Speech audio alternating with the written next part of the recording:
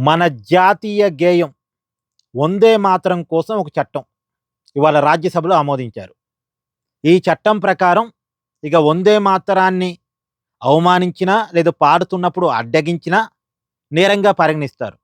'వందే మాతరాన్ని' అవమానించకూడదు, పాడుతున్నప్పుడు అడ్డగించకూడదు. అలా చేస్తే నేరం. వాళ్ళకి పనిష్మెంట్స్ ఉంటాయి. ఇప్పటివరకు జాతీయ గీతం 'జనగణమన'కి ఈ చట్టపరమైన రక్షణ ఉండేది. ఇప్పుడు 'వందే మాతరానికి' కూడా చట్టపరమైన రక్షణ. అంటే 'జనగణమన'ని కానీ, 'వందే మాతరాన్ని' కానీ అవమానించకూడదు. పాడుతున్నప్పుడు అడ్డగించకూడదు. జాతీయ గీతాన్ని, జాతీయ గేయాన్ని.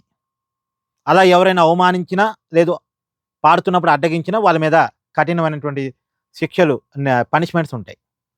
సో, చట్టపరమైన రక్షణ. మన జాతీయ గీతాన్ని, మన జాతీయ గేయాన్ని గౌరవించుకోవటం మన బాధ్యత. దీనికోసం చట్టం చేయాల్సిన అవసరం లేదు. అది మన బాధ్యత కూడా నిజానికి.